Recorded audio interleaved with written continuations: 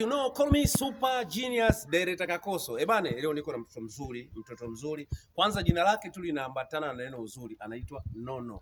Sasa leo tuna habari yetu bwana, nataka tukwambie kwamba kwa wewe mpenzi wa filamu, mpenzi ambaye unapenda kuangalia kazi nzuri, kazi ambazo zinaendana na thamani ya bando lako, leo ninakutambulisha kwamba tarehe 13 siku ya Jumatatu tunaachia series yetu ya Beatrice. Inapatikana wapi?